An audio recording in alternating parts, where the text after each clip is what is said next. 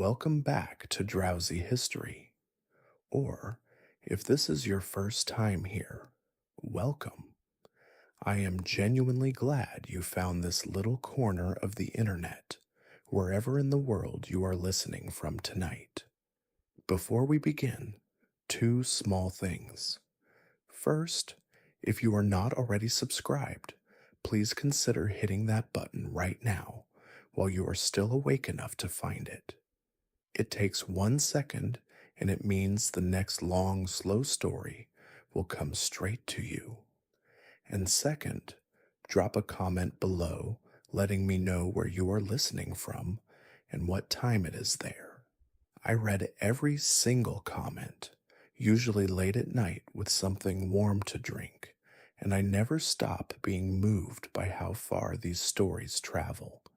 Someone in Auckland at 2 in the morning, someone in a small town in Ohio at 11 at night, someone in a kitchen in Berlin at 4 in the morning because sleep just isn't coming.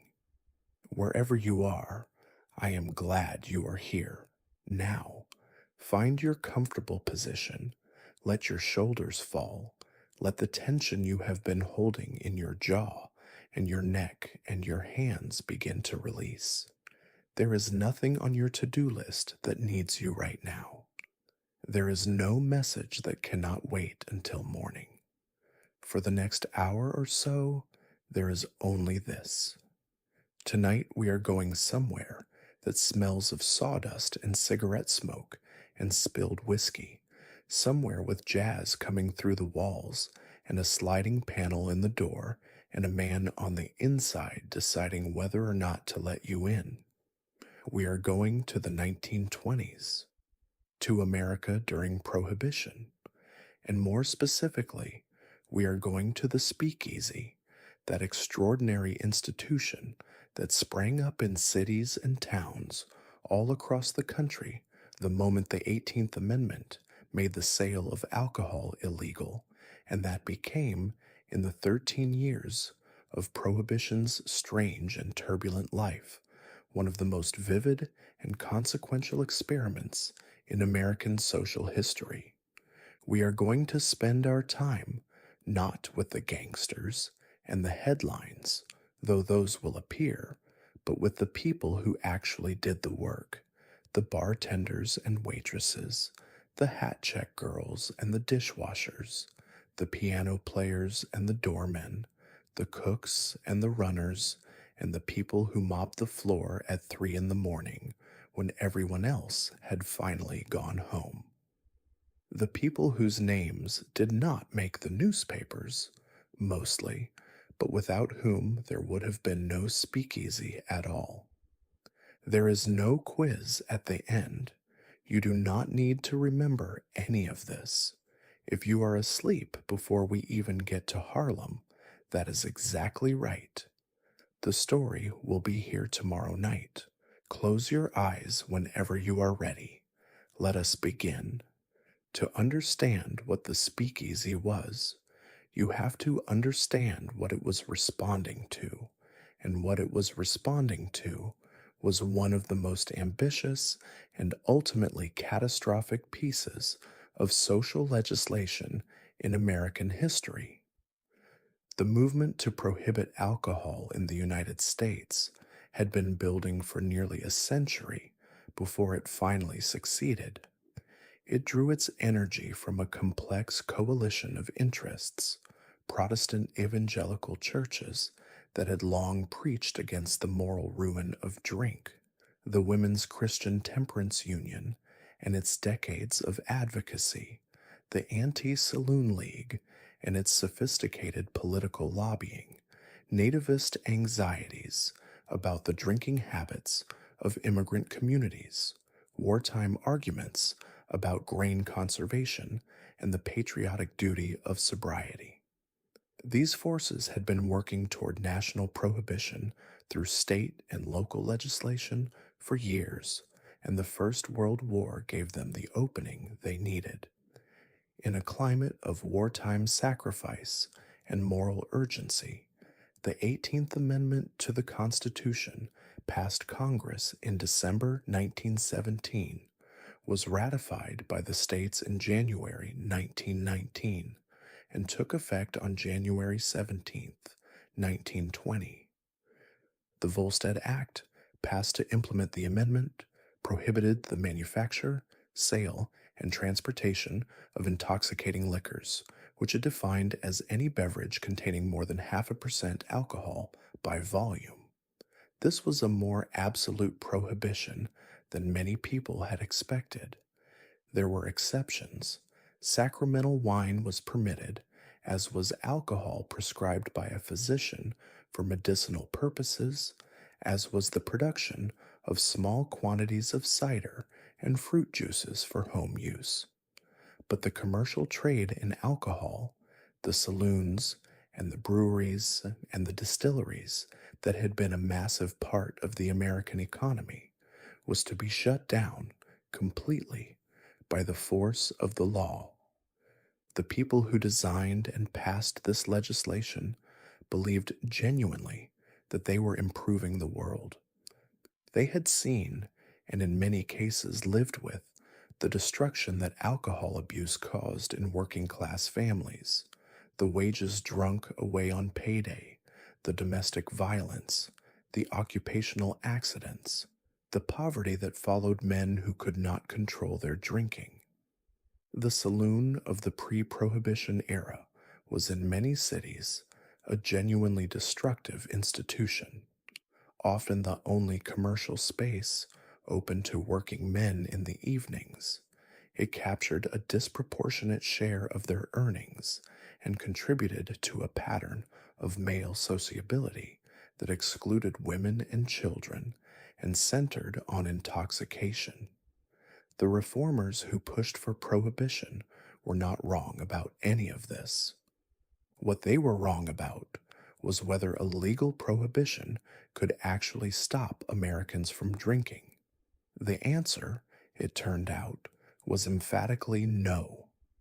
Within months of the law taking effect, a nationwide infrastructure of illegal alcohol production and distribution had sprung up, involving hundreds of thousands of people at every level of American society, from the rural moonshiners in the hills of Tennessee to the organized crime syndicates in New York and Chicago, from the corrupt police officers who looked the other way to the ordinary citizens who simply could not see any moral wrong in wanting a glass of beer.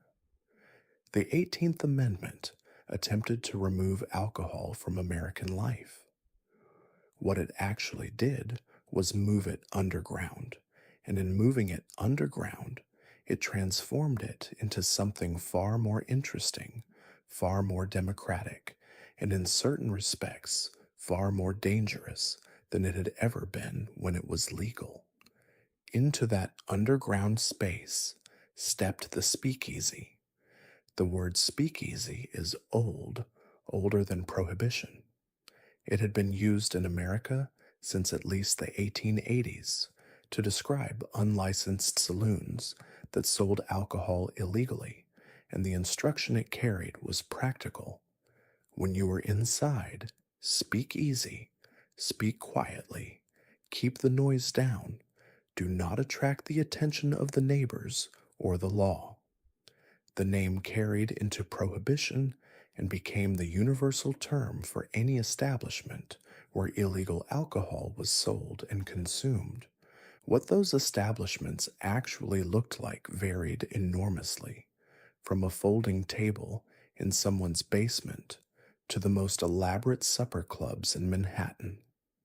At the modest end of the spectrum, a speakeasy might be nothing more than a back room behind a legitimate business, a grocery, or a candy store, or a barber shop, where a few bottles were kept behind a false wall or under a floorboard, and where regular customers knew to ask for something that was not on any official menu. At the other end were the grand establishments of the great American cities, three-story buildings with jazz orchestras and floor shows and kitchen staff serving full dinners and bars of polished mahogany behind which skilled bartenders mixed cocktails of genuine sophistication. The Prohibition Bureau, the federal agency charged with enforcement, estimated at various points during the 1920s that the city of New York alone contained somewhere between 30,000 and 100,000 speakeasies, depending on how broadly the term was applied. Chicago was estimated to have 10,000. Philadelphia had more than 1,000. These numbers are inherently imprecise.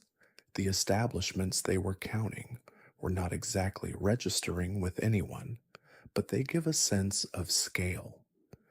Prohibition did not reduce the availability of alcohol in America. In many cities, it multiplied the number of places where alcohol could be obtained, because where there had been one legal saloon on a block, there were now 3 or 4 illegal ones in the same block's basements and back rooms. The speakeasy as a social institution had qualities that its legal predecessor, the saloon, had largely lacked. The pre prohibition saloon was, with some exceptions, in immigrant communities, a male space. Women did not go to saloons. The respectable ones did not go anyway, and the ones who went were understood to be something other than respectable. The speakeasy, almost from the beginning, was different. The illegality that defined it, the shared transgression of the law, created a different social atmosphere. Women came to speakeasies. They came in numbers that would have been unthinkable in the old saloon culture, and their presence changed the nature of the establishments and of the socializing that happened in them. The speakeasy was, among other things, one of the engines of the social revolution of the 1920s, the decade in which American women, newly enfranchised by the 19th Amendment, were negotiating what their expanded freedoms actually looked like in daily life. The speakeasy was also, crucially, a space where racial mixing happened in ways that challenged the rigid segregation of American public life.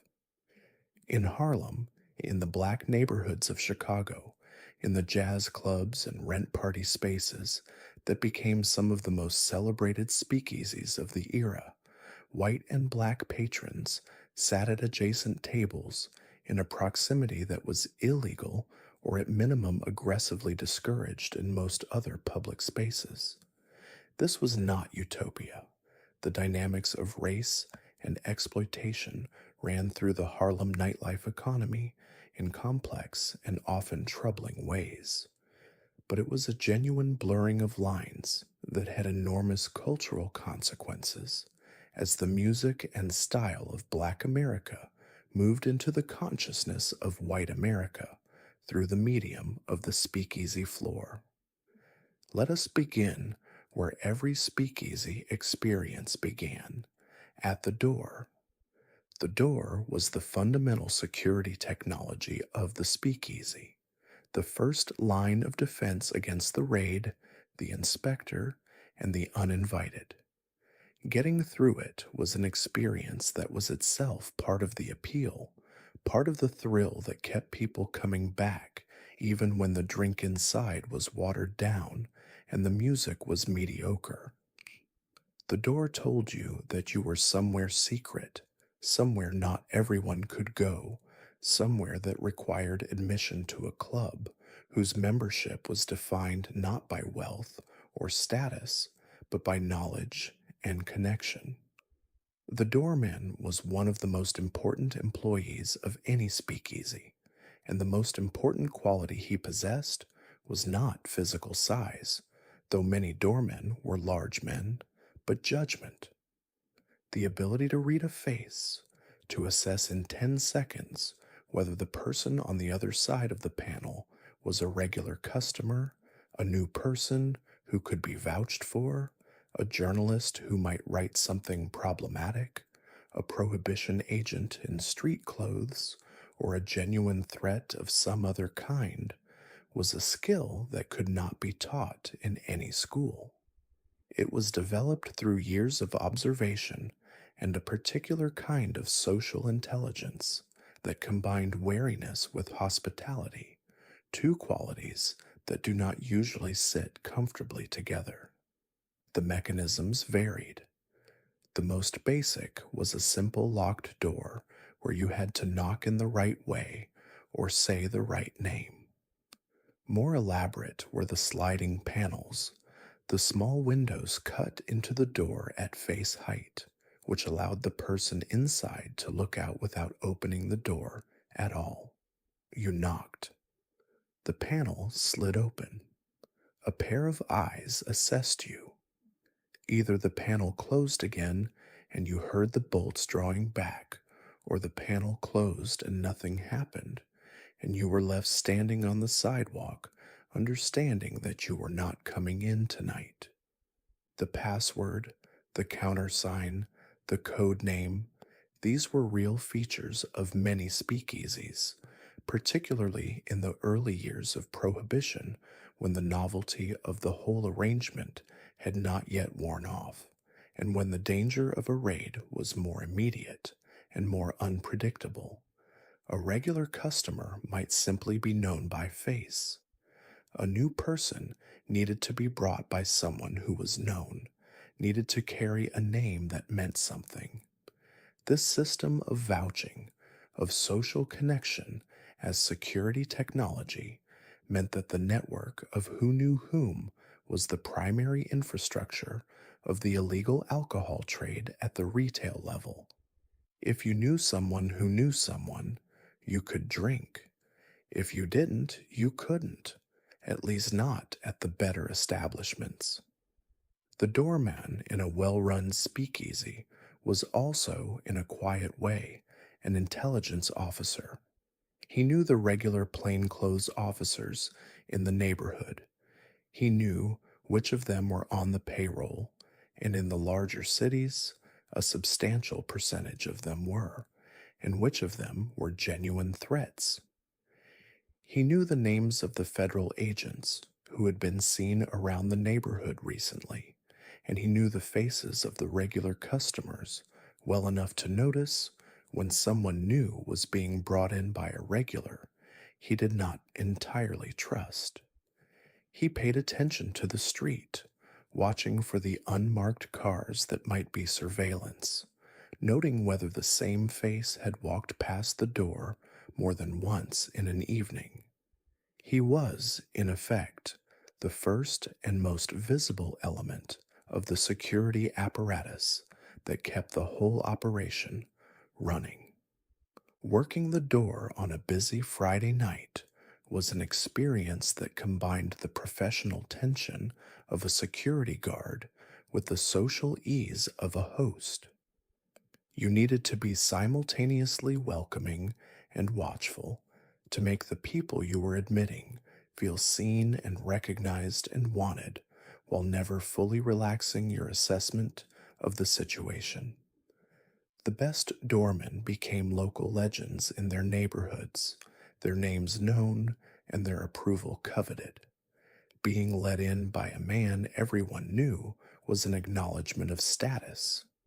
Being turned away was an embarrassment that the turned away party would find a way to explain to themselves and their friends, usually by claiming that the place was second rate anyway, which was almost never what they actually thought.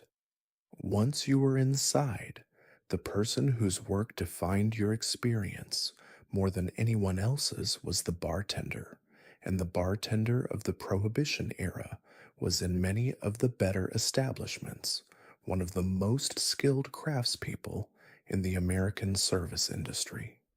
The great irony of Prohibition, from a cocktail history perspective, is that it both destroyed and invigorated American cocktail culture simultaneously.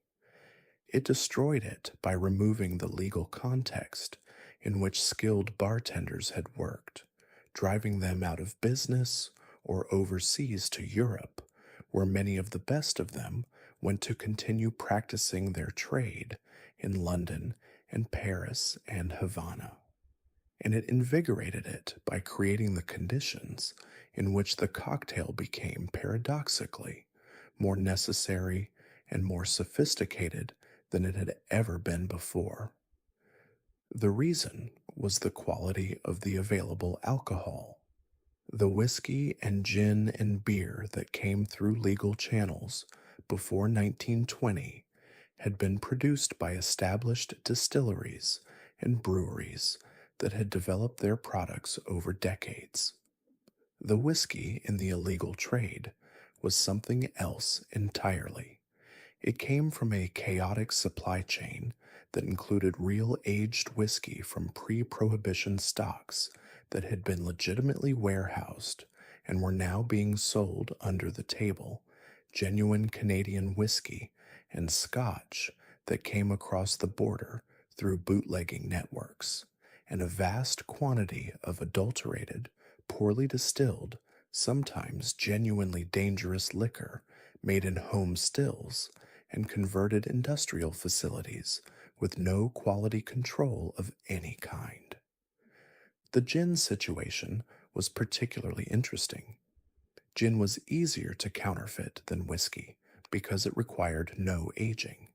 The base was grain alcohol or even industrial alcohol flavored with juniper and other botanicals, and the production process could be done quickly and cheaply. The phrase bathtub gin was not entirely metaphorical. It described reasonably accurately the quality of much of the gin being drunk in American speakeasies in the early 1920s. It was harsh, chemical tasting, often flavored with whatever was available, sometimes genuinely harmful if the base alcohol had been improperly distilled or adulterated with methanol. The bartender's art in this environment was the art of making the available alcohol drinkable. This required a mastery of mixology that was in the best bars, genuinely sophisticated. Understanding the flavor chemistry of spirits, knowing which base spirits responded well to which combinations of citrus and sugar and bitters, developing recipes that use the mask of strong flavors to cover the roughness of the underlying alcohol without merely producing something that tasted like fruit punch with a kick. The cocktails of the 1920s, the bee's knees and the sidecar, and the French 75 and the South Side, were not designed as novelties. They were solutions to an engineering problem. How do you serve something that tastes good when the primary ingredient is frequently unpleasant? The bartender who could do this consistently, who could work a full bar on a Saturday night, mixing dozens of different drinks simultaneously, maintaining quality and consistency while keeping track of what every customer had ordered and what their preferences were, and managing the social dynamics of a bar that might at any moment shift from convivial to tense. This person was both highly skilled and highly valued. The best bartenders in the major cities commanded real wages and had their pick of establishments to work in. Their recipes were trade secrets. Their regulars were loyal to them personally and would follow them from one establishment to another. The physical work of bartending in the 1920s was demanding in ways that are worth slowing down to appreciate. The bar itself, in a well equipped speakeasy, was the same kind of setup that had existed in the legal saloons: a long mahogany or wooden counter, a brass rail at the base for resting a foot, shelves of bottles behind, a deep zinc or porcelain sink for washing glasses, an ice box or ice chest for cooling drinks in a period before mechanical refrigeration was widespread. Ice was a significant logistical challenge. It had to be purchased and delivered in large blocks, broken and chipped by hand into the sizes needed for various drinks, kept in insulated boxes that needed draining as the ice melted, replenished constantly through a busy night. The bartender stood behind this bar for 8, 10, sometimes 12 hours on a busy weekend. He mixed drinks by hand, shaking or stirring according to the recipe, straining and pouring, making change, managing the flow of orders from the servers on the floor, keeping track of the tab system through which most customers ran up credit to be settled at the end of the evening, and simultaneously managing the human reality of a bar where people were consuming alcohol and whose mood and behavior changed as the evening progressed. He was judge, a host, therapist, and security officer simultaneously, and all of this had to be done with a smile and an apparent ease that disguised the physical and mental effort it required. The relationship between the bartender and the regulars was one of the specific textures of speakeasy life that distinguished it from the more anonymous experience of a large public house. In a regular speakeasy, the bartender knew names. He knew that the man in the gray suit who came in every Tuesday liked his rye straight with a water back and did not want to be talked to, and that the woman with the red hat who came in on Fridays with her friends wanted her gimlets made with extra lime and liked to hear about the bartender's weekend. He remembered birthdays and anniversaries, noticed when someone looked like they needed to talk and when they needed to be left alone, and calibrated his social energy accordingly. This quality of personal attention, of being known in a place that was technically illegal and therefore required trust, was central to the appeal of the speakeasy experience.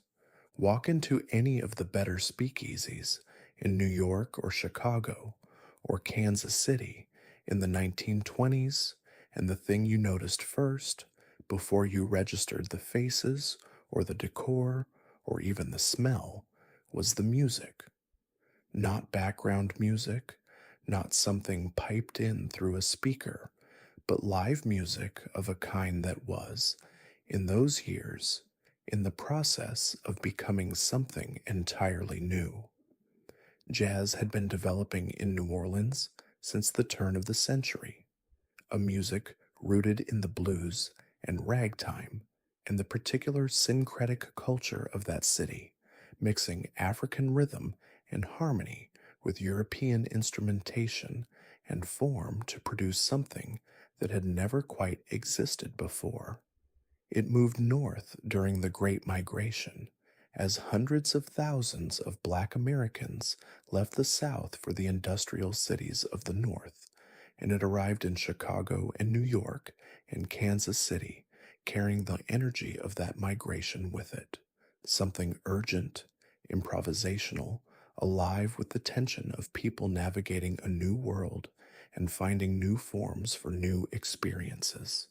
The speakeasy was, in a very direct way, the primary vehicle through which jazz reached the American mainstream.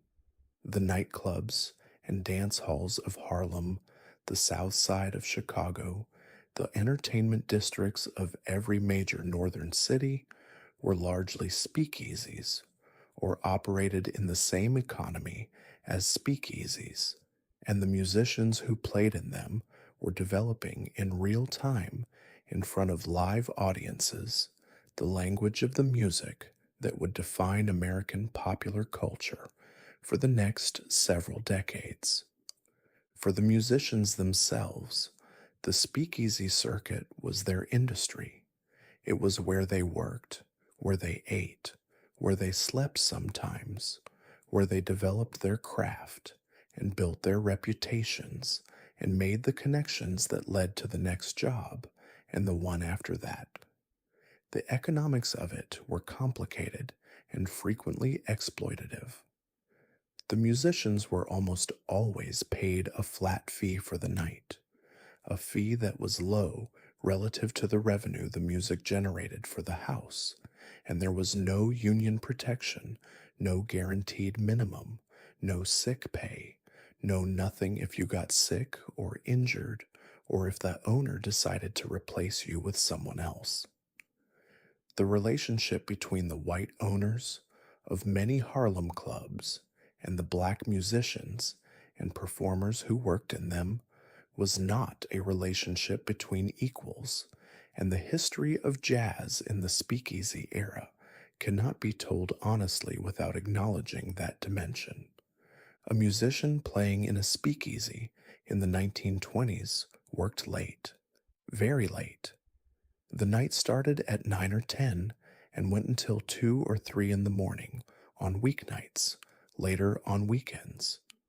This was after the hours that most legitimate businesses kept, which was partly practical. The night was when the speakeasy operated, and the night was therefore when the work happened, and partly the product of a genuine nocturnal culture that developed around the music and the alcohol and the social mixing that the speakeasy permitted. The jazz musician of the Prohibition era was not, as a rule, a morning person. The physical experience of playing music in a speakeasy was specific in its details. The bandstand was often small, a raised platform in the corner or at the end of the room, barely large enough for the musicians and their instruments. The acoustics of a basement or converted warehouse, with its low ceilings and hard floors, and the noise of 200 people talking and drinking and dancing, were not ideal. The musicians played loud, partly to be heard over the room, and partly because the music of the period was itself exuberant and assertive, demanding volume as part of its expression.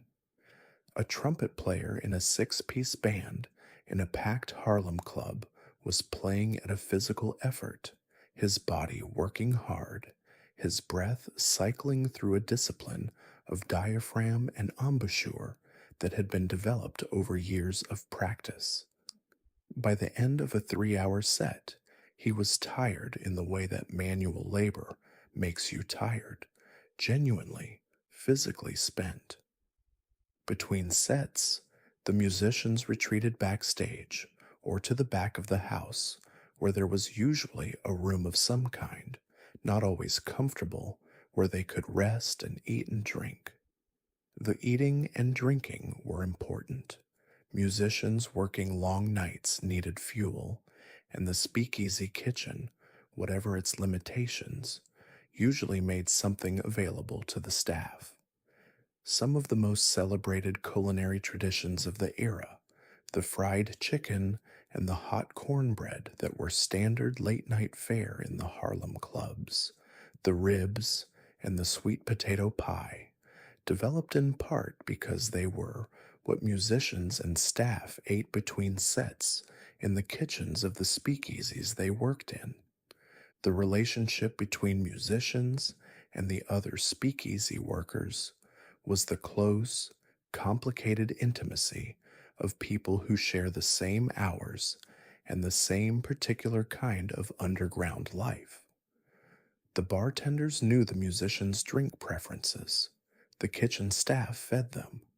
The doormen made sure they could come and go without harassment. The hat check girls kept their coats and their instrument cases safe. The musicians, in turn, played requests, saved the best sets for the nights when the house was full and the energy was right, and sometimes, on the right kind of late night when the last customers had gone and the staff was cleaning up and no one was watching, played something just for themselves and each other, something slower and more personal than anything they played for the paying crowd, the music they actually loved most underneath the music they were paid to play. The floor staff of a speakeasy were the people who mediated between the kitchen and the bar and the customers, and theirs was a job that required a very specific combination of skills that had nothing to do with the official job description and everything to do with the actual work. A waitress in a speakeasy in the 1920s was first and most importantly a social professional. Her job was not primarily to carry drinks, though she did that constantly and under conditions that required considerable physical endurance. Her job was to make people feel welcome, at ease, and entertained in a space that was technically illegal and that therefore required a particular quality of relaxed confidence from the staff to function. If the staff seemed nervous, the customers became nervous. If the staff seemed at ease, as if being in an illegal drinking establishment was the most natural thing in the world, the customers relaxed and drank and spent money and came back. The social skills required for this were real and demanding. A waitress on the floor of a busy speakeasy needed to remember dozens of orders simultaneously, navigate a crowded room while carrying a full tray without spilling anything, handle the advances of drunk customers with a combination of firmness and good humor that neither encouraged further behavior nor provoked a scene, manage the dynamics between tables that might include people who knew each other and people who very definitely did not, and do all of this while maintaining a manner that was both professional and warm. This was skilled work, and in the better establishments, it was compensated accordingly, with tips that could be substantial in a place where wealthy customers were spending freely on alcohol they could not get anywhere legally. The relationship between the waitresses and the management of a speakeasy was rarely simple. Many of the establishments were run by people with connections to organized crime at various levels of directness and the atmosphere of intimidation and exploitation that characterized organized crime's management of its labor generally extended to the floor staff. A waitress who raised concerns about her working conditions had very limited recourse. The establishment she worked for was not exactly in a position to file labor complaints, and neither was she. The unions that were developing protections for workers in legitimate industries during the 1920s had limited reach into the underground economy of the speakeasy, and yet the community that developed among the floor staff of a regular speakeasy was one of the things that made the work sustainable.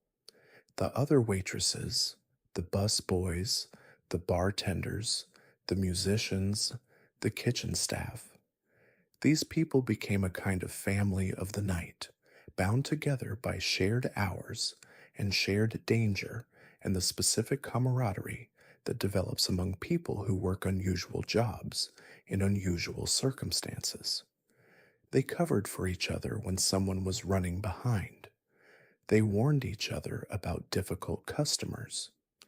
They shared information about upcoming raids through a network of whispers that moved through the back of the house faster than any official communication.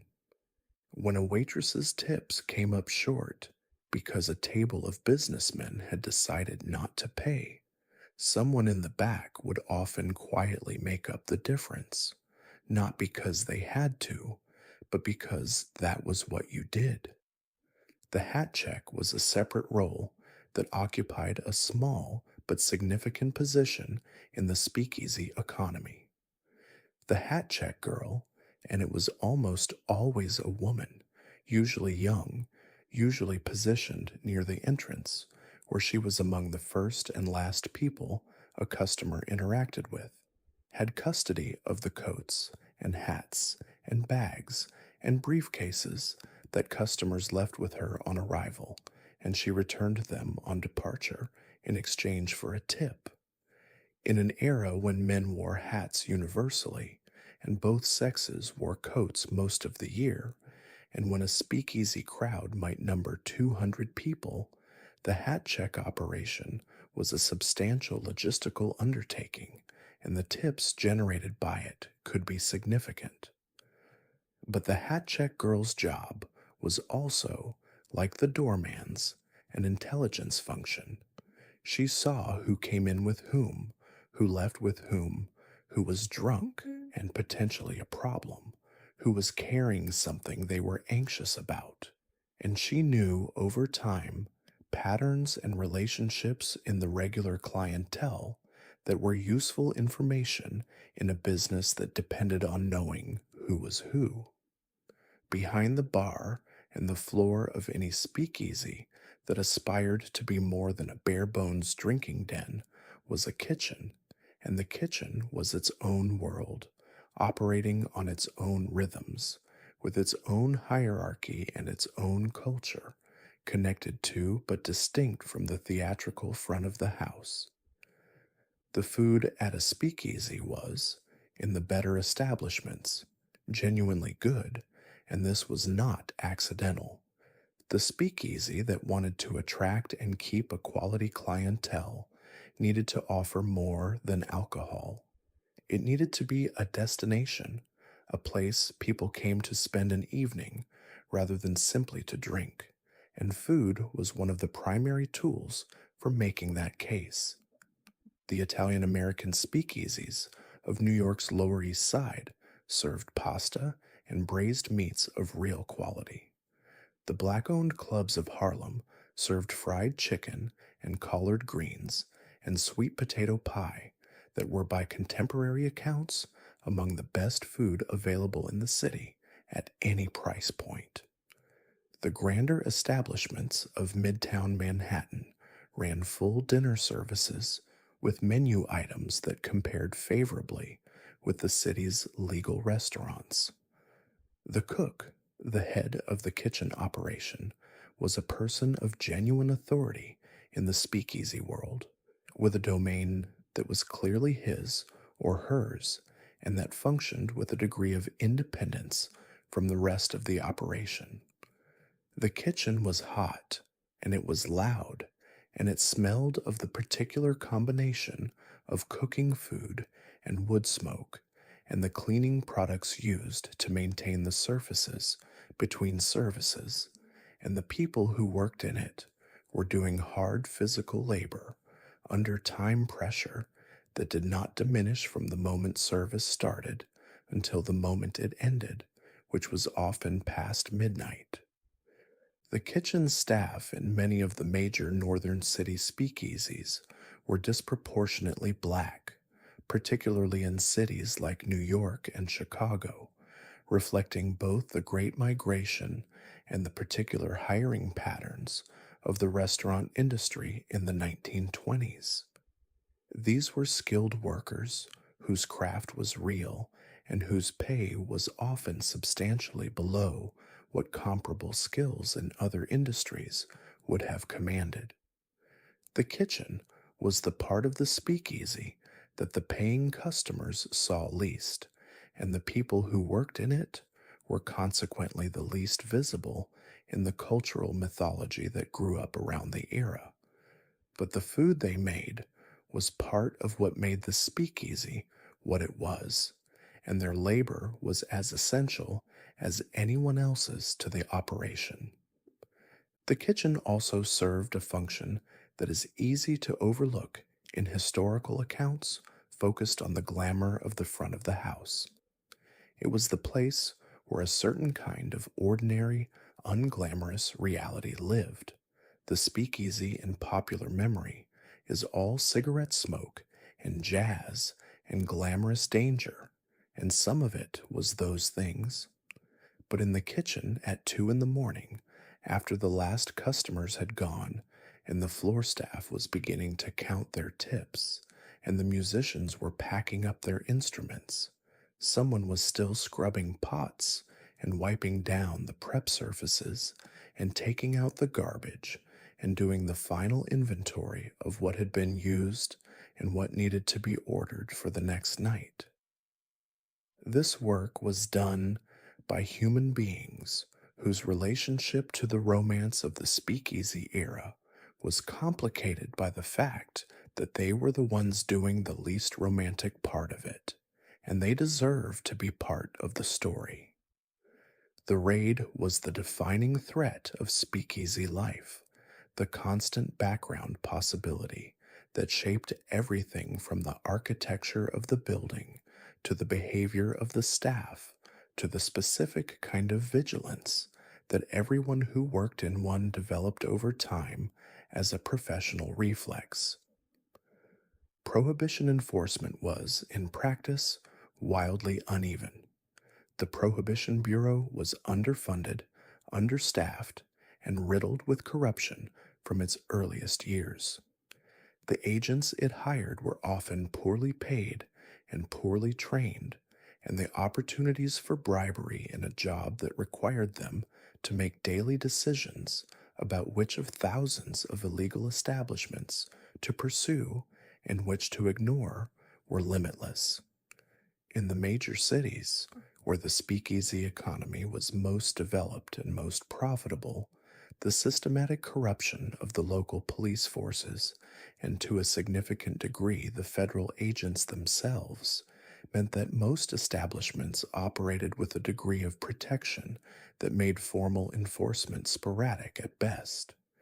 The way this worked in practice was the payoff, the direct cash payment from the speakeasy operation to the appropriate law enforcement figure, which bought the establishment immunity from raids for a specified period. The going rates for this immunity varied by city and by the prosperity of the establishment, but in New York and Chicago, in the mid 1920s, a prosperous speakeasy might be paying several $100s a week to the local police precinct, additional payments to the senior precinct officers, and separate arrangements with whatever federal enforcement presence had jurisdiction in the area. These payments were not shameful secrets, they were business expenses, as routine and as necessary as the cost of ice or glassware. What this system meant for the workers was a kind of ambiguous safety. If the payments were being made and being accepted, a raid was unlikely on any given night. But the payments could always stop. The officer being paid could always be transferred to a precinct with a different arrangement. The political winds could shift in ways that made enforcement suddenly more aggressive, and when any of those things happened, the notice could be very short. A raid could come on any night without warning, and when it came, the workers of the speakeasy were the people most at risk. The practical protocols for dealing with a raid had been developed through hard experience in the first years of Prohibition and refined continuously as enforcement tactics evolved. The most basic was the alarm system, which in different establishments took different forms. A button behind the bar that activated a bell in the kitchen, a buzzer at the door connected to a signal light behind the bar, a trusted lookout on the street who could get a warning inside before agents reached the door.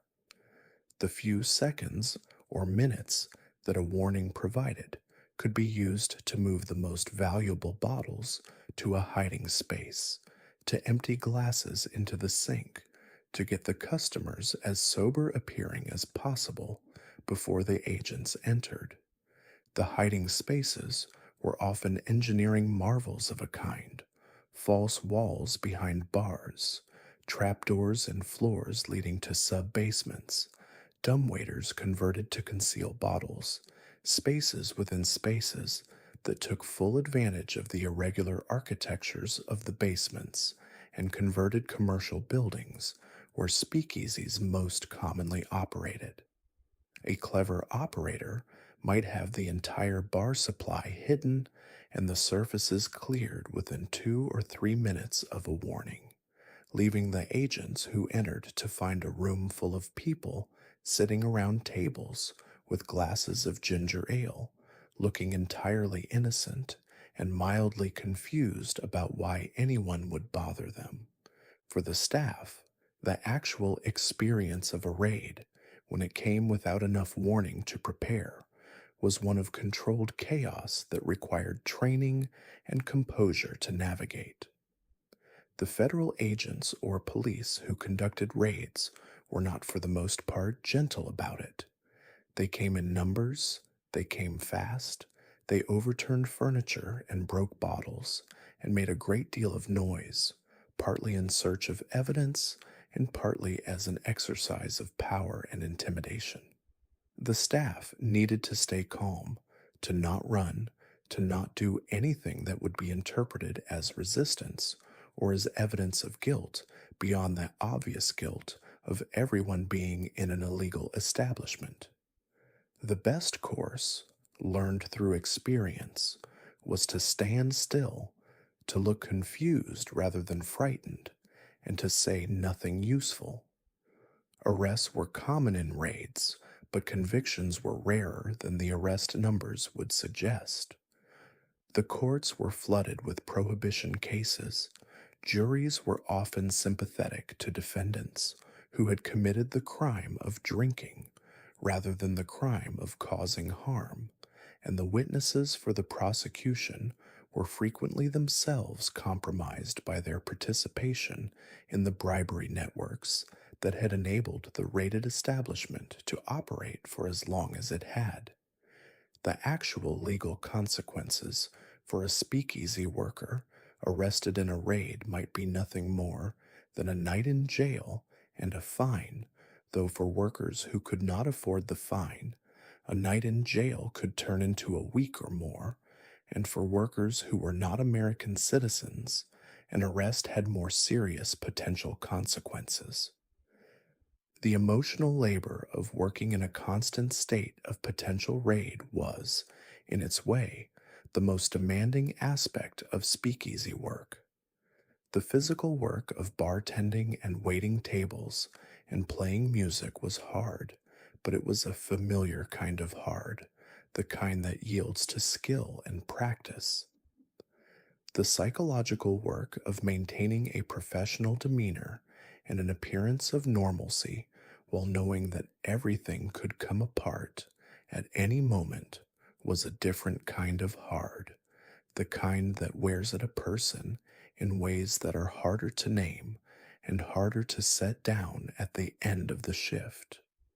It is impossible to talk about speakeasies without talking about organized crime, and it is important to talk about it in a way that is honest about what the relationship between the two actually was rather than defaulting to the romantic mythology of the gentleman gangster. Prohibition created organized crime in the American sense.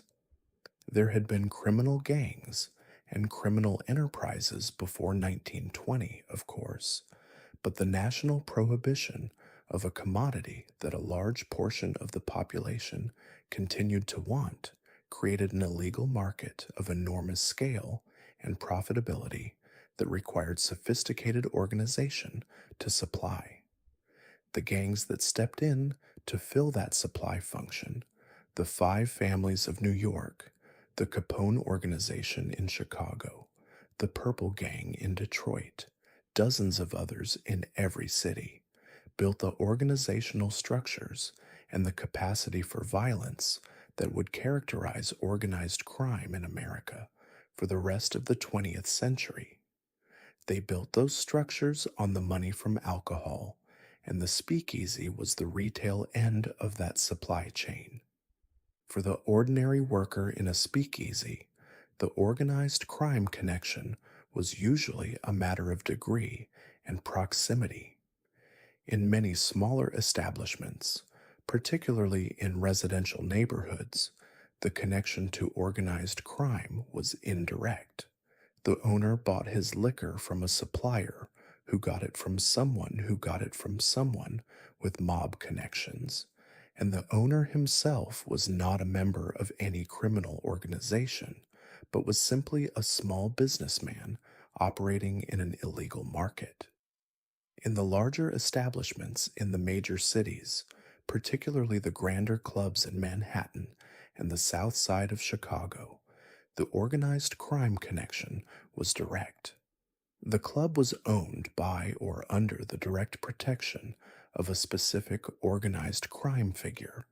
The money flowed up a clear chain of command, and the workers knew, more or less explicitly, who they were ultimately working for. What this meant practically for the workers was a workplace environment that lacked the normal protections that legitimate employment, however inadequate, provided. If your employer was a man who solved business problems with violence, the implied possibility of violence was always present in every employment relationship, however friendly the day to day interaction might be. Workers who complained too loudly about their conditions, who were suspected of stealing from the till, who talked to the wrong people about the wrong things, found that the consequences could be severe in ways that went beyond what a legitimate employer could do to a worker who caused problems. Al Capone is the name that represents the organized crime of the Prohibition era most fully in the popular imagination, and for the workers of Chicago's South Side Entertainment District, he was not a myth or a movie villain, but a specific, real human being who had opinions about how his establishments should be run and whose opinions were not suggestions. The elaborate system of clubs and brothels and gambling dens that Capone controlled in Cicero and on the south side of Chicago employed hundreds of people, most of them ordinary workers doing ordinary jobs, and the experience of working in those establishments was not, by the accounts that survive, uniformly terrible. Capone was known for paying well and for a certain rough generosity with his employees. He was also known for being a genuinely dangerous man whose approval it was important to maintain and whose displeasure had consequences. Both things were true, and the coexistence of those two realities was the specific quality of working life in the organized crime-controlled speakeasy that distinguished it most clearly from other kinds of employment. The alcohol that the bartenders mixed and the customers drank did not arrive in the speakeasy by magic. It arrived through a supply chain of considerable complexity and danger, and the people who operated that supply chain were the bootleggers, the runners, the hijackers, and the distillers who formed the wholesale side of the Prohibition-era alcohol trade. The word bootlegger has an interesting etymology. It comes from the practice of concealing flat bottles of alcohol in the leg of a boot to smuggle them past authorities, a practice that predates prohibition by decades.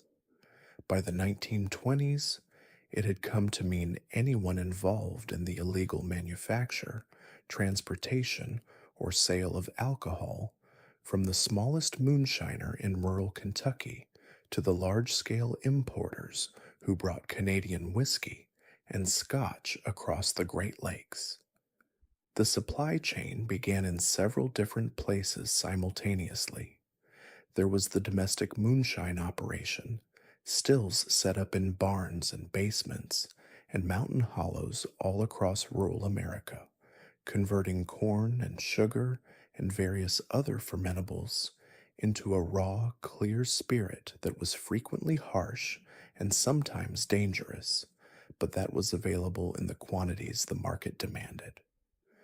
There were the industrial operations, converted factories, and warehouses in the industrial districts of major cities, where alcohol was produced at scale under conditions that were more controlled than the typical moonshine still, but still far removed from the quality control of the pre-prohibition distillery. There were the importers, who maintained the cross-border trade and legitimately produced Canadian and Scottish whiskey through networks of boats on the Great Lakes and trucks on the northern roads. The people who actually moved the alcohol, the drivers and the boat crew and the warehouse workers who were the physical body of the distribution network, were working class men, mostly, who had found in bootlegging a job that paid substantially better than the legitimate alternatives available to them in the 1920s, and that came with a certain excitement and status that ordinary factory work did not offer. The danger was real. Hijackings were common, rival gangs competed for territory, and routes with violence that was not confined to the leadership, and the risk of a serious encounter with law enforcement that could not be bought off was always present. But so was the money. And in an era when unskilled factory work paid a few dollars a day, the possibility of earning 10 or 20 times that running whiskey made the risk calculation look different than it might have to someone with better legitimate options. The delivery of alcohol to a speakeasy was typically a nighttime operation, handled with practiced discretion that had been refined into something close to a performance. A truck would arrive at the back entrance of the building in the early hours of the morning, well after the last customers had gone. The delivery crew would unload cases of bottles quickly and quietly, passing them through the back door to the cellar or storage room where the speakeasy kept its stock, while a lookout kept watch on the street. The whole operation would be done in 15 or 20 minutes, the truck gone before the neighborhood had time to notice it had been there. The speakeasy owner would count the cases, verify the quality, holding a bottle up to the light, sometimes tasting, checking for the signs of severe adulteration that were the real danger in the unregulated supply chain, and settle the bill in cash, because cash was always how the alcohol trade worked. The money was immediate, untraceable, and sufficient, which was all it needed to be. There is a particular version of speakeasy culture that deserves its own section because it was the most musically significant and because it embodied, in its particular contradictions and excitements and exploitations, something important about what the Prohibition era actually was. Harlem in the 1920s was the destination. For white New Yorkers who wanted to experience the jazz music and the nightlife culture that were transforming American popular culture, Harlem was where you went, and the speakeasies and clubs of Harlem were where you went within Harlem.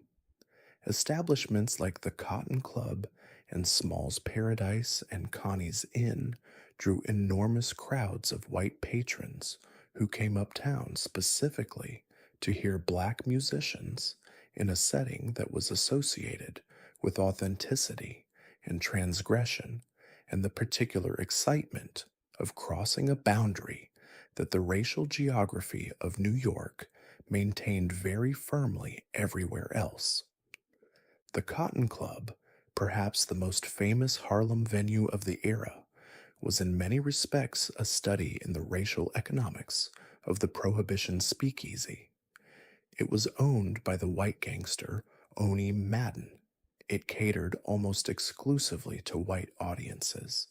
It employed black musicians and performers and kitchen staff and waiters, and it performed a version of black American culture for white consumption that was curated and controlled and commercially packaged in ways that enriched the white owners far more than the black workers.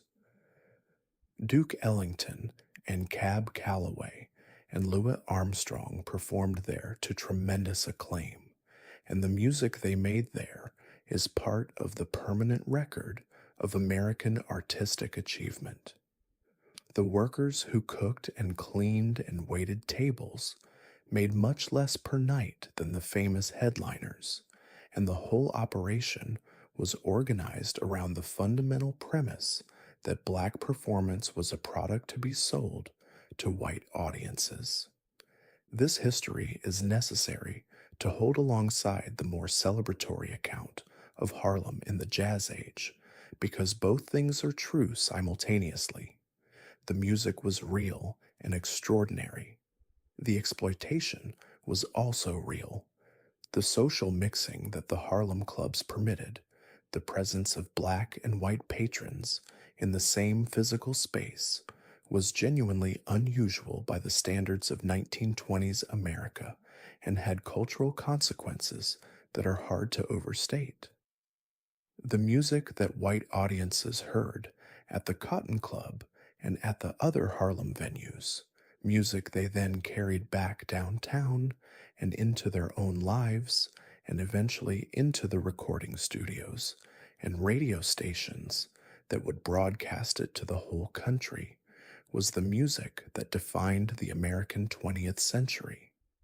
And the black workers who made and served that music operated in conditions of exploitation that were the background condition of their achievement, the context in which their genius expressed itself because it had no choice about its context.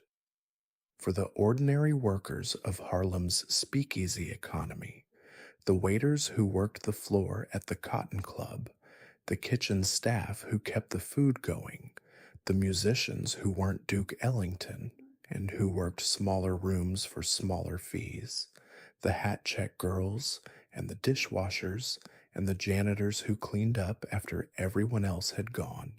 The experience of the Jazz Age was the experience of people doing real work in a real economy that was both exciting and exploitative, often simultaneously. The excitement was real. The late nights and the music and the sense of being at the center of something historically significant were not imaginary. But the structural conditions of that work, the low wages and the lack of legal protection, and the racial hierarchy that determined who owned the places and who staffed them, were also real, and any honest account of what speakeasy work was like has to hold all of it together. The speakeasy was, among other things, an engine of social change, and the social changes it drove were not incidental to its business, but were constitutive of its appeal. The most visible was the transformation in women's public social behavior. In the years before Prohibition, the acceptable options for a respectable woman who wanted to spend an evening out were limited: a restaurant with a male escort, a theater or concert, a church social. The saloon was off limits. The new woman of the 1920s, who had just received the vote and who was negotiating what her expanded legal status meant in practice, found in the speakeasy a space where she could drink in public, smoke in public, dance and stay out late, and behave in ways that were transgressive of the pre-war female respectability code. The flapper, with her bobbed hair and her short skirts, and her cigarette holder and her gin gimlet, was not primarily a fashion phenomenon. She was a social actor, using the cover of the speakeasy's universal transgression to transgress in ways that were specifically about female freedom. The bartenders and the floor staff of the speakeasy watched this transformation up close. A waitress who had been working in legitimate restaurants before Prohibition had served women customers before, of course, but those women had been in mixed company, and had been constrained by the formality of the dining context. The women who came to speakeasies, particularly in the later years of Prohibition, when the novelty had worn off and the speakeasy had become a comfortable and familiar institution, came with their own money and their own opinions and their own capacity for causing trouble that required managing. They were, in other words, customers in the full sense of the word, demanding, opinionated, loyal when treated well, and vocal when they weren't. The loosening of courtship and sexual norms that the speakeasy enabled was remarked upon constantly by the social observers of the period, with a mixture of alarm and fascination that tells us how significant the shift actually was. The fact that young men and women could now spend evenings in spaces where alcohol was freely available and where the darkness and the noise and the general atmosphere of transgression made certain behaviors seem more permissible than they were in other contexts was not lost on anyone. Parents worried, preachers sermonized, newspaper columnists both deplored the developments and described them in enough detail to ensure maximum readership. The workers of the speakeasy, who saw these dynamics from close up every night, developed a professional equanimity about it that was part of their job. It was not their business what the customers did, as long as it didn't become a problem that required intervention. The other social revolution, visible from behind the speakeasy bar, was the beginning of a genuinely different relationship between the American public and the authority of the law. Prohibition was not the first law that Americans had broken in large numbers, but it was probably the most conspicuous and the most universal in the variety of social classes it recruited into illegality. A Wall Street banker who went to a speakeasy on Friday night and a factory worker who bought a bottle from the neighborhood bootlegger were both equally criminals under the same federal law. This shared criminality, extending far beyond the usual populations associated with illegal behavior, was one of the things that most seriously damaged the moral authority of the Prohibition Project and of the law enforcement apparatus trying to implement it. A law that most of the population considered no law at all was a law that was dying from the moment it was born. By the early 1930s, prohibition was clearly failing on its own terms. The illegal alcohol industry was massive and well established. Organized crime had built durable organizational structures on the revenue it generated and was not going to simply dissolve when the law changed. The corruption of law enforcement had become so systemic and so visible that it was undermining public confidence in the institutions of government at a moment when those institutions were under the additional pressure of the Great Depression. The tax revenue that had been lost when the legal alcohol industry was shut down was desperately needed by governments struggling with the fiscal crisis of the Depression years. The political coalition that had pushed prohibition through was fracturing. Industrial leaders who had initially been sympathetic because they believed that sober workers were more productive were now more interested in the economic activity that legal alcohol would generate. The women's organizations that had been among Prohibition's strongest supporters were increasingly focused on other social questions. The Anti-Saloon League's political influence was waning as its most effective leaders aged and were not replaced, and the Democratic Party, which had been divided on prohibition throughout the 1920s, moved decisively against it with the nomination of Franklin Roosevelt for the presidency in 1932. On December 5th, 1933, the 21st Amendment was ratified, repealing the 18th Amendment and ending national prohibition. It was the only time in American history that a constitutional amendment has been repealed by another constitutional amendment, a fact that speaks to the scale of the original miscalculation. For the workers of the speakeasy economy, the end of prohibition was not entirely welcome, though they might not have expected that to be the case. The legal alcohol industry that immediately began reconstituting itself in December 1933 was organized differently from the speakeasy economy.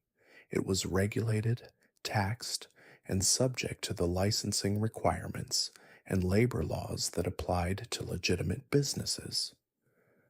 Some of the people who had worked in speakeasies found their way into the new legal establishments, bringing their skills and their clientele with them.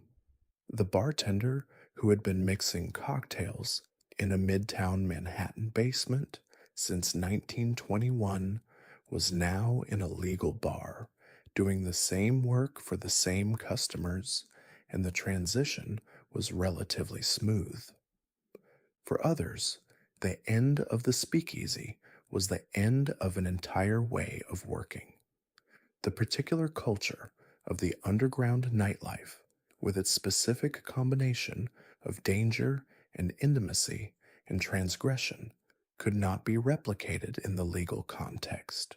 And some of the people who had been most shaped by that culture found legitimate employment a pale substitute.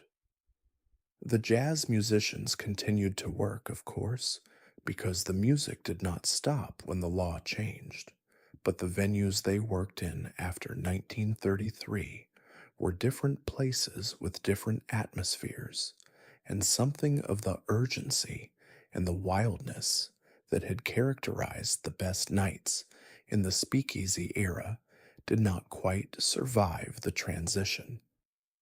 Let us be honest with each other, as we always are in these stories.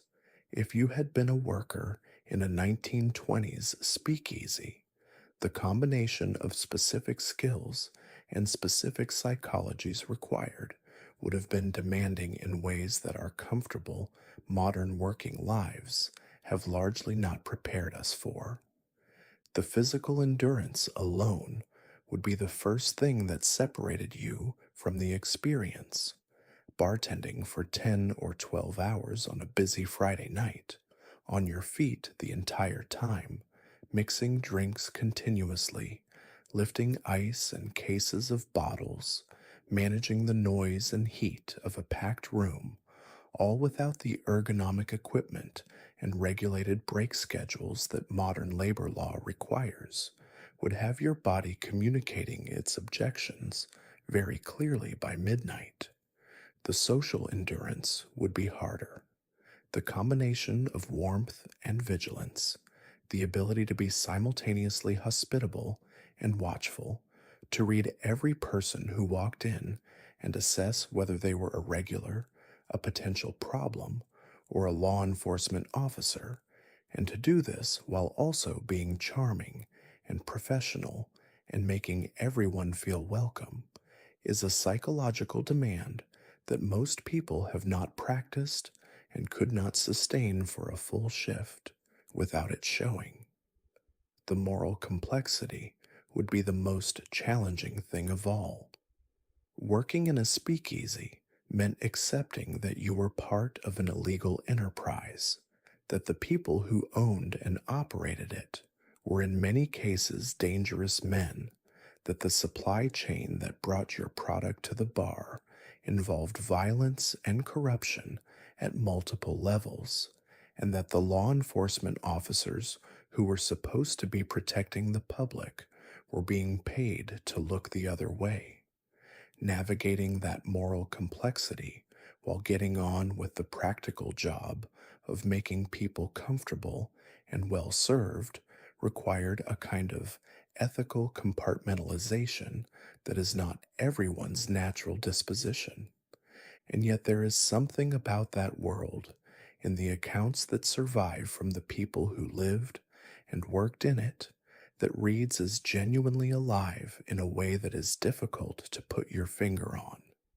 The shared transgression, the community of people doing something together that the law said they couldn't do, the music and the danger, and the specific quality of friendship that develops among people who are in something together.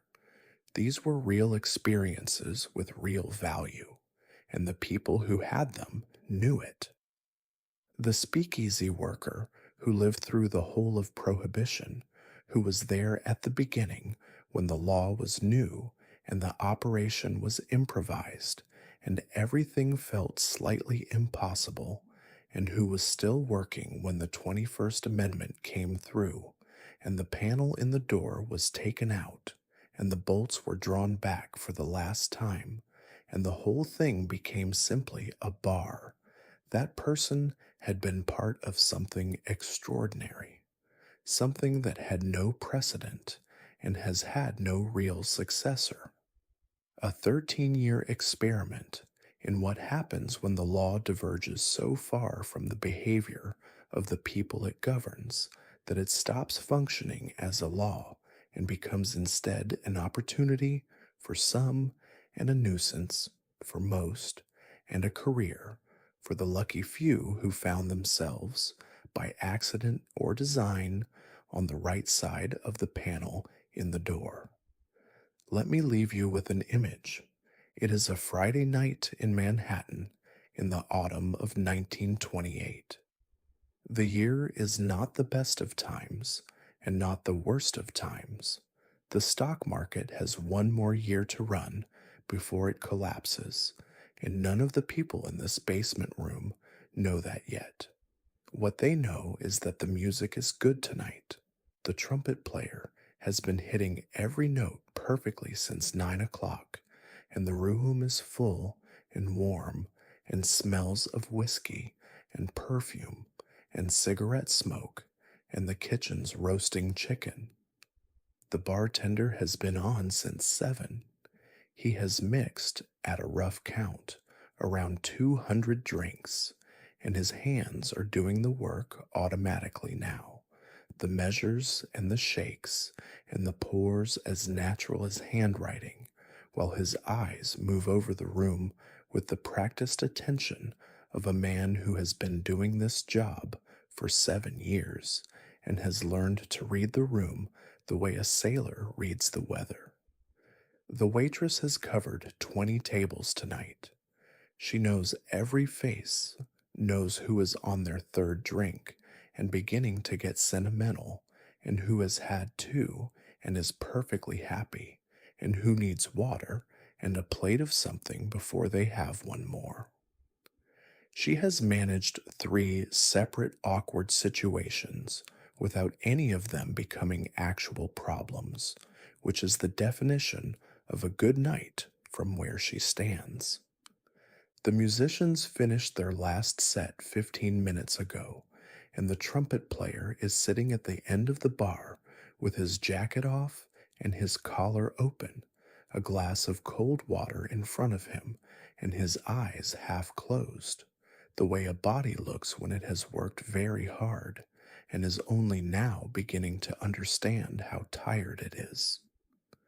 The kitchen closed an hour ago, but the dishwasher is still back there, the last person left in the kitchen, working through the final stack of plates with the steady rhythm of someone who has done this enough times that it no longer requires thought. The hot water and the brush and the rinse and the rack, plate after plate, while the music winds down in the other room. The doorman outside has loosened his tie. The street is quieter now, the late night traffic thinning, the last taxis finding their fares. He has been standing at this door since 8 o'clock, and in 4 hours he will go home to sleep, and the door will be locked, and this particular Friday night in 1928 will be over. One more night in the long, continuous story of people finding ways to do what people have always wanted to do, which is to be together in a warm room with music playing and something in a glass, and the specific pleasure of being somewhere that not everyone gets to be. The panel in the door stays closed. The music plays a little longer. Everyone inside is exactly where they want to be. The story of what happened to the American cocktail during Prohibition is one of the more unexpected subplots of the era, and it is a story that belongs, more than anywhere else, to the people who stood behind the bars of the better speakeasies and worked out, through nightly experimentation, a new vocabulary for the American mixed drink. Before Prohibition, the American cocktail tradition was already well developed. The old fashioned, the Manhattan, the martini, the Sazerac, these were established drinks with established recipes, served in established bars by bartenders who had trained under a tradition of relative consistency and quality. The base spirits were genuine, bourbon aged in charred oak for years, rye whiskey made by established distillers who had been perfecting their recipes for generations, gin imported from England, where it was produced to a standard that American distillers were still in the process of developing. The pre-Prohibition's American bar was, at its best, a place of genuine craft.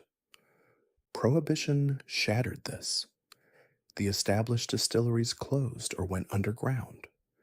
The aged stocks of whiskey were limited and were consumed relatively quickly. What replaced them was a wild, ungoverned spectrum of quality that ranged from reasonably drinkable down to genuinely dangerous. The problem of adulteration was serious. In the early years of Prohibition, particularly, before the supply chains had been fully organized and the quality control standards, such as they were, had been established by the bootleggers who wanted repeat customers. It was genuinely possible to be sold alcohol that had been cut with industrial methanol or denatured spirits or any number of other additives that were harmful in ways ranging from a bad headache to blindness to death. The bartender's response to this situation was pragmatic and creative in equal measure. If the base spirit could not be guaranteed, then the drink had to be constructed in such a way that the base spirit's flaws were masked and its drinkable qualities were enhanced. This meant more citrus, more sugar, more bitters, more complex combinations of secondary flavors that could work with whatever was available on any given night. It meant developing a much wider vocabulary of mixers than the pre-Prohibition bar had needed: ginger beer and grenadine and various fruit juices and elderflower and honey syrup, all of them useful tools for the bartender who needed to make a bottle of questionable gin into something a customer would actually want to drink. The drinks that emerged from this improvisation became the classics of the cocktail canon. The bee's knees, gin with lemon juice and honey syrup, was designed precisely to mask the harshness of bathtub gin while creating something that tasted genuinely good in its own right. The South Side, gin with lime and mint and sugar, was a favorite of the Chicago speakeasy crowd for the same reason. The French 75, gin or cognac with lemon juice and champagne, brought effervescence and elegance to an era that was hungry for both. The sidecar, brandy with orange liqueur and lemon, and the between the sheets, a variation on the same, showed what you could do with the better imported spirits that were available for customers willing to pay more. The bartenders who developed these recipes were not working in isolation. They were part of a community, connected by the networks of movement that characterized the underground bar world. A bartender who had worked in one establishment moved to another and brought his recipes with him, and the recipes evolved through each transfer, each bartender adding or subtracting an element, adjusting the proportions, trying something slightly different on a slow Tuesday night when there was time to experiment.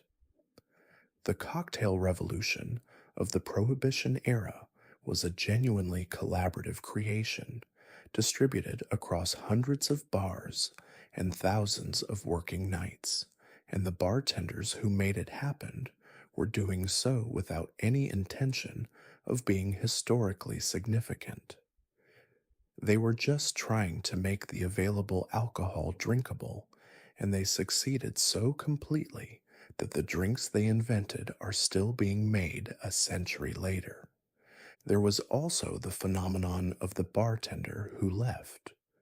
Many of the best American bartenders of the pre Prohibition era, finding their profession suddenly illegal, made the reasonable decision to continue practicing it in countries where it was not.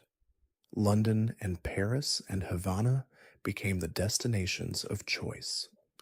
The Savoy Hotel in London employed a series of American bartenders during Prohibition whose names are still celebrated in cocktail history. Harry's New York bar in Paris, despite the name, became a gathering place for American expatriates and a crucible of cocktail development. The Floridita in Havana developed the daiquiri into its classic form under the hands of bartenders who had been driven there partly by prohibition. The diaspora of American bartending talent during the 1920s left marks on bar culture across 3 continents, and when prohibition ended and many of them came home, they brought with them techniques and influences that further enriched the cocktail tradition they were returning to. There is a particular kind of silence in a speakeasy at 4 in the morning after the last customers have gone and the door is locked from the inside, and the people who are left are only the people who work there. It is not quite silence, actually, because there are still sounds: the clink of glasses being collected, the scrape of chairs being stacked, the distant sound of water in the kitchen, someone humming to themselves in the back room. But the particular quality of sound that had filled the space for the last several hours, the voices and the laughter and the music and the clink of ice and the specific density of human presence in a room that was at capacity, that is gone, and what replaces it is something that the workers of the speakeasy knew well, and that many of them named as one of the better things about the work. The musicians, who had been playing for strangers all night, sometimes played for each other in these early morning hours. Not always. Sometimes they were too tired, and they packed their instruments and said their good nights and went home through the gray pre-dawn streets, and that was fine. But sometimes, on the right kind of night, when the music had been good and the energy in the room had been something particular, and the musicians had felt it and wanted to keep following it somewhere, they would stay. The bartender would set up a last round of drinks, complimentary, the way a good bartender acknowledges the end of a good night. The floor staff who were still there would find a chair and sit, and the musicians would play something just for the room. This music, the music after the music that no customer paid for and that no record captures because the recording technology of the 1920s required a studio and a session and a contract was the truest expression of what those musicians were doing with their nights. The music they played for the paying crowd was good, was often genuinely great, but it was also shaped by what the crowd wanted and what the room required. The music they played at 4 in the morning for 12 people in a room where the chairs were stacked on the tables was shaped by nothing except what they felt like playing, and the difference was audible even to ears that could not have articulated what they were hearing.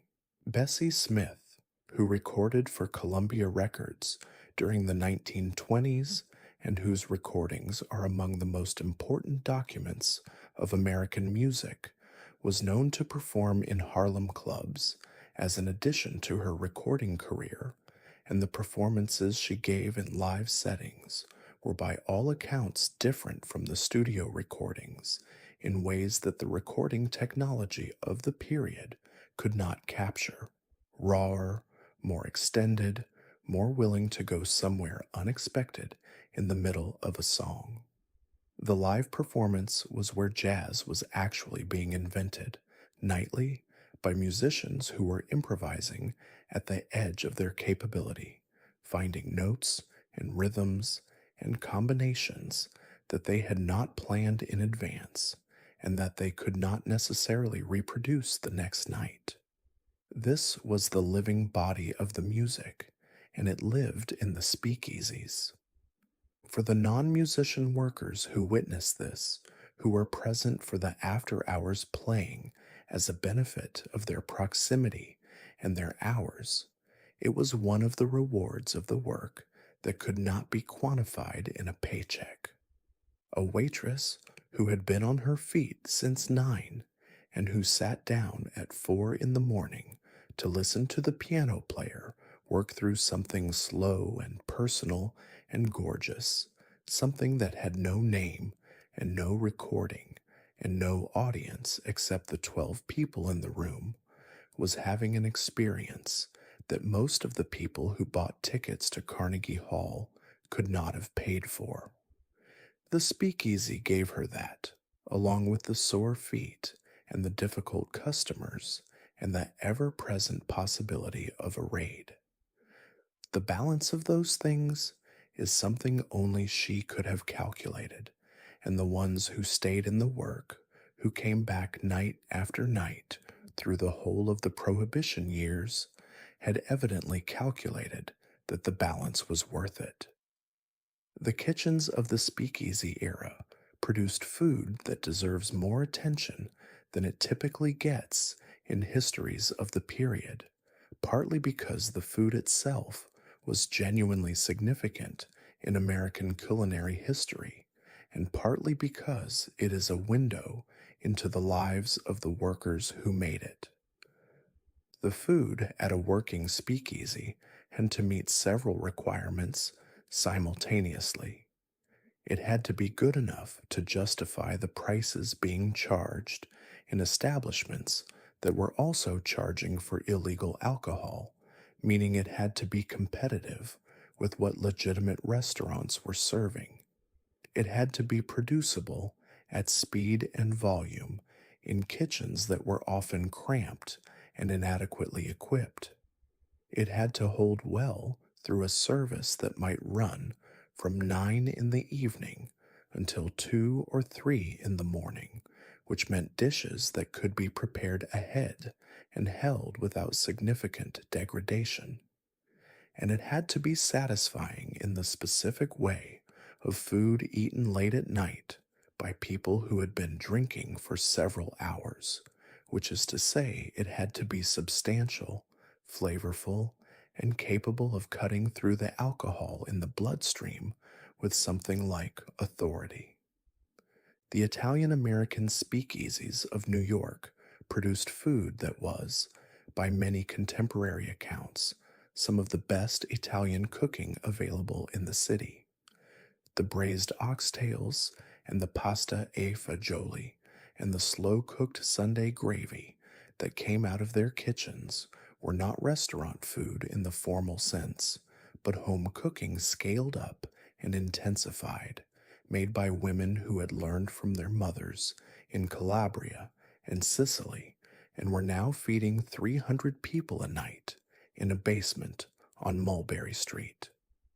The garlic and the olive oil and the long cooked tomatoes that defined this cooking filled the front of the house with smells that competed with and sometimes overwhelmed the cigarette smoke, and the customers who had come primarily to drink frequently found themselves eating things they had not planned to eat because what was coming out of the kitchen smelled too good to ignore.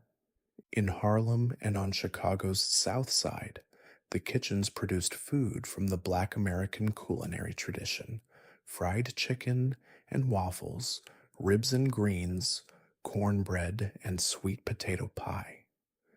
This food had been developed in the South over generations, drawing on both African culinary traditions and the ingredients available in the American South, and it had come north with the Great Migration, carried in the heads and hands of the women who cooked it.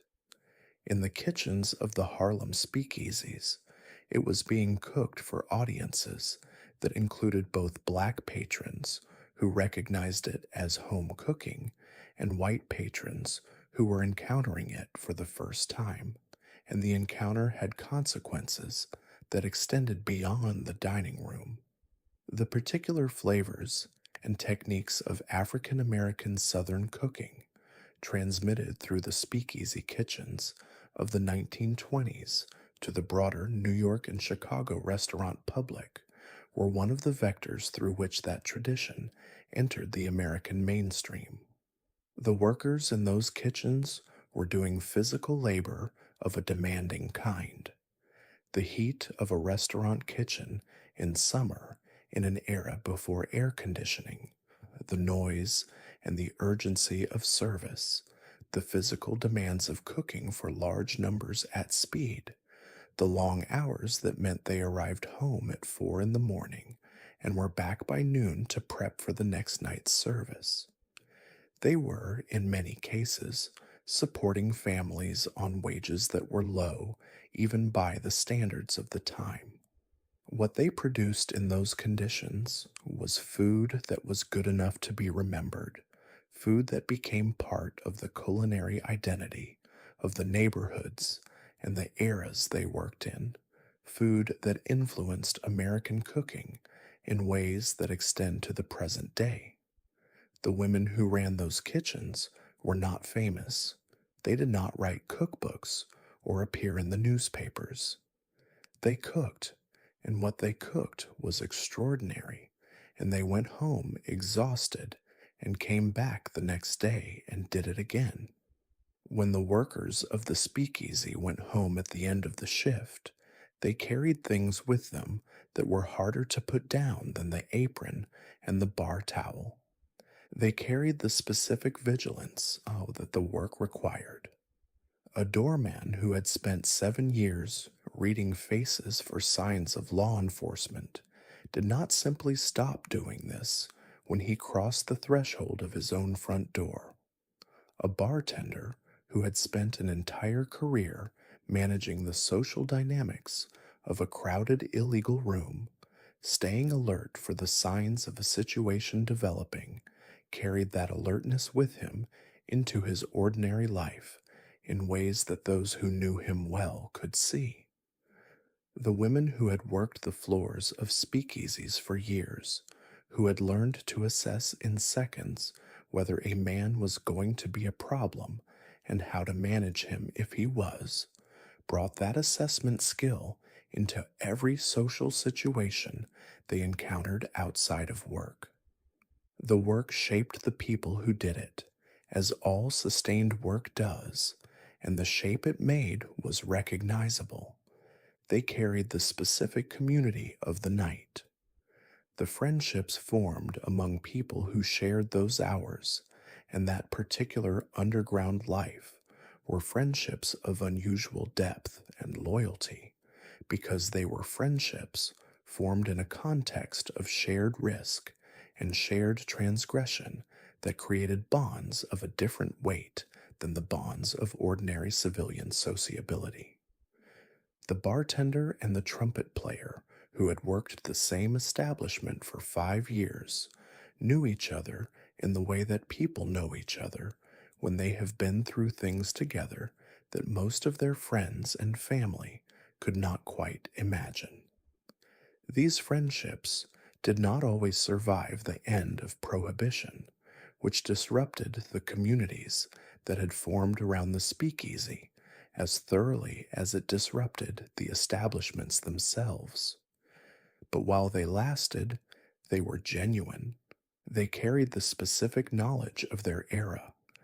The people who worked in speakeasies during Prohibition were, by virtue of their work, closer to the mechanisms of power and corruption and organized crime and social change that defined the 1920s than most of their contemporaries who lived in the daylight economy.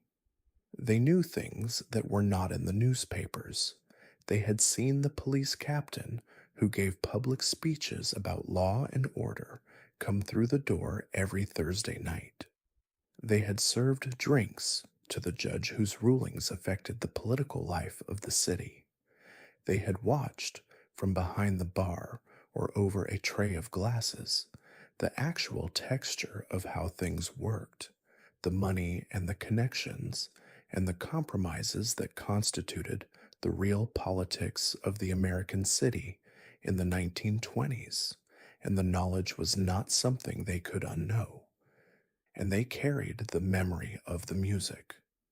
Whatever else the speakeasy era was, it was a moment in which some of the most extraordinary music ever made in America was being made nightly in basements and back rooms and club floors across the country, and the people who were in those rooms when it was happening had the experience of being present at something historically significant, even if most of them did not know at the time that it was historically significant. The trumpet player, whose name no one remembers, who played every Friday night at a place on 125th Street for 3 years and then moved on to something else, was in the room with the music. The waitress who worked the floor at a South Side Chicago club during the years when Louis Armstrong was developing his mature voice was in the room with something that the whole world would later wish it had heard in person. That memory, specific and private and unrepeatable, was theirs, and no one could take it from them. The panel in the door finally came out in December of 1933. The bolts were drawn back. The lights came up. The music moved onto stages that were legal and into radio broadcasts that reached millions of people at once, and something of the specific intimacy of the underground room, the feeling of being in a place not everyone got to be, was necessarily lost in the transition to legitimacy. What remained was the music and the memory of the rooms and the people who had worked in them and who carried the whole of it forward into the ordinary daylit world on the other side of Prohibition. The speakeasy is gone. What it made is still here. Every speakeasy that lasted more than a few months developed a core of regulars, and those regulars were, in a real sense, the institution's immune system, its reason for existing, and its most important form of social capital all at once. The regular was not merely a frequent customer. He or she was a person whose presence constituted a kind of vouching, a daily endorsement that told the workers and the other customers that this was a place worth being in. A speakeasy that had regulars from the better neighborhoods, or from the professional class, or from the artistic and entertainment community, wore that fact as a kind of credential.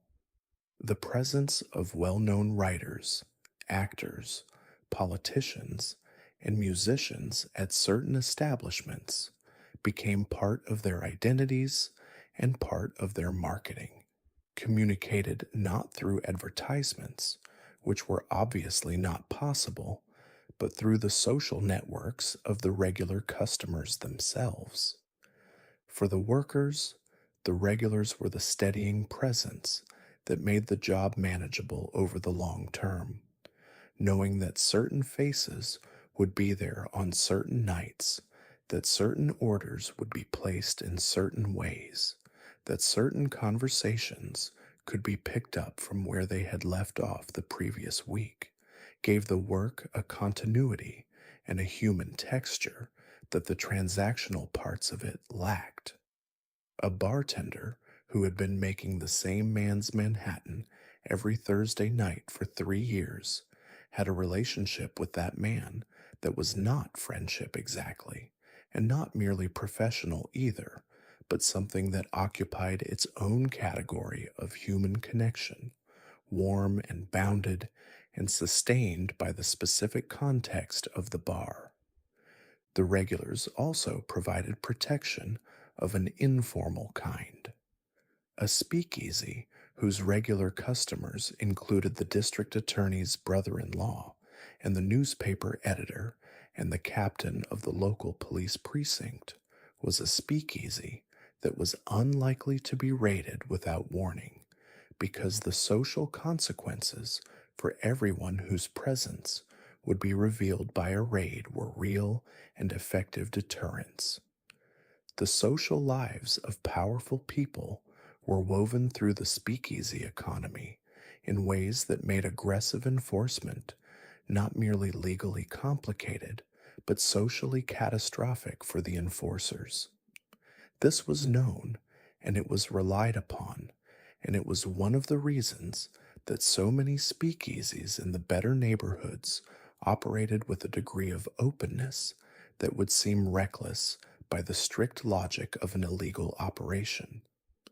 The last call at a speakeasy, when it finally came, was not just the end of a night.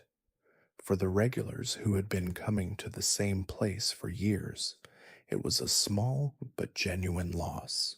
The loss of a room that had known them, a room that had been theirs in a way that was intensified rather than diminished by its illegality. The specific community of a particular speakeasy, the collection of faces that had been showing up at the same door for the same purpose through the whole of the Prohibition years, was a community that would not reconstitute itself in the same form when the law changed. The legal bar that replaced it might be the same room with the same furniture, might even have some of the same staff, but the particular quality of shared transgression that had bound the community together was gone, dissolved by legality into something ordinary. The workers who had sustained those communities, who had been the consistent human presence that made a speakeasy the specific place it was, rather than simply a room with alcohol in it, were the ones who felt that loss most clearly.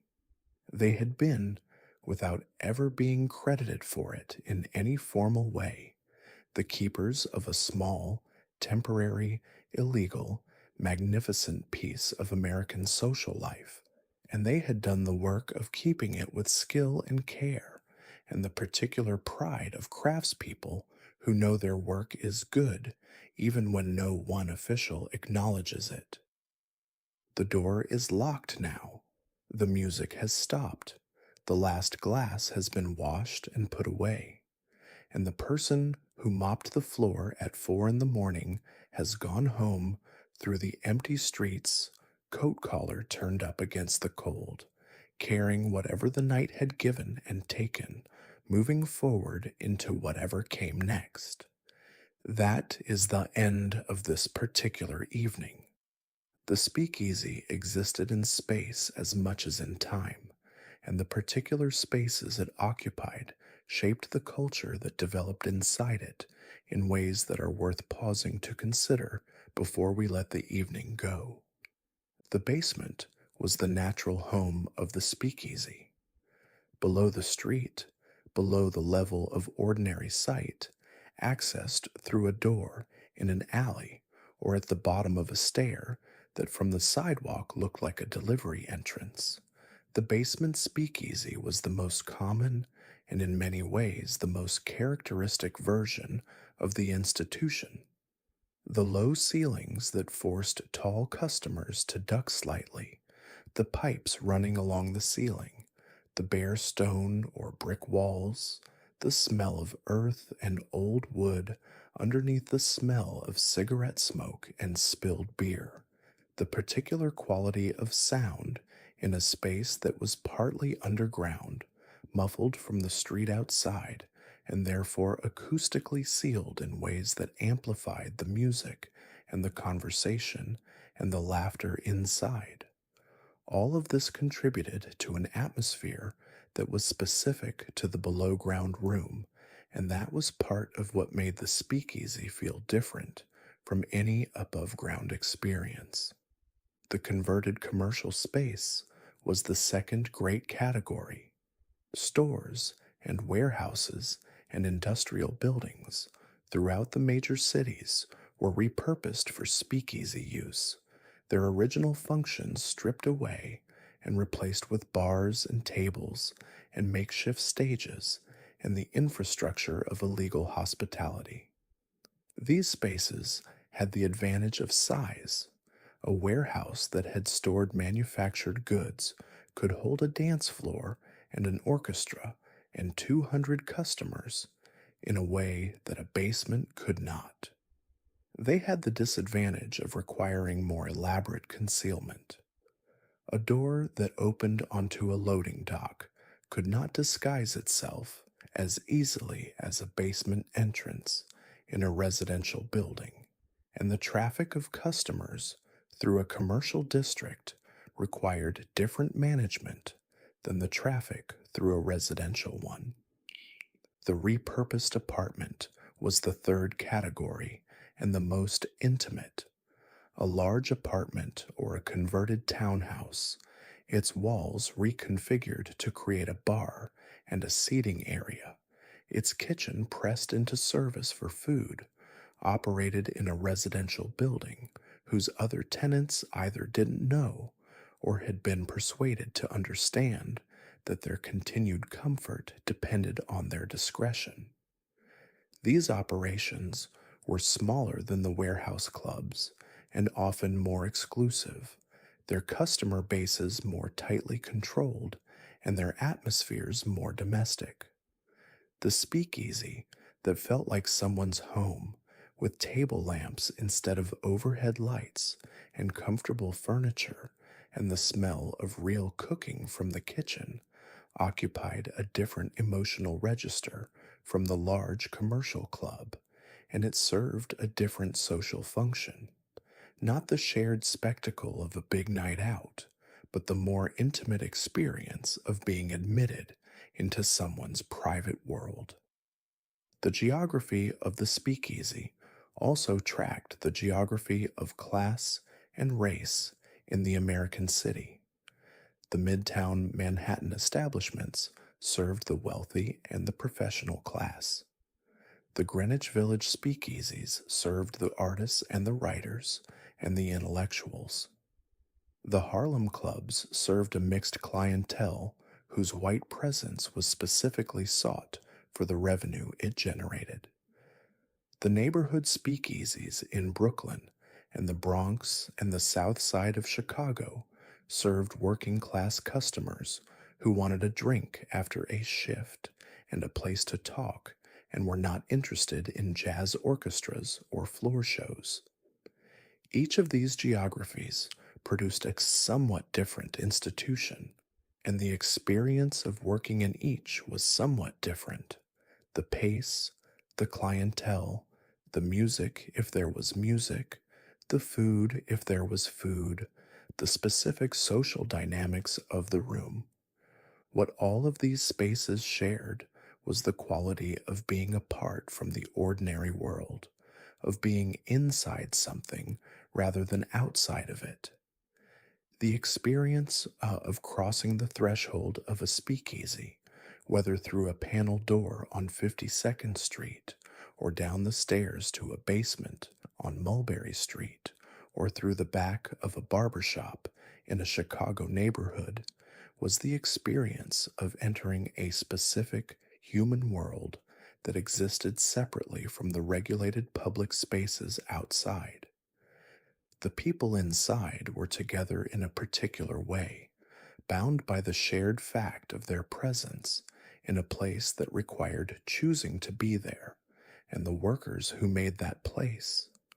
What it was were the ones who understood this most fully, because they were there every night, holding the space open, keeping the world inside it running, making it possible for the people who came through the door to have the experience of being somewhere they chose to be.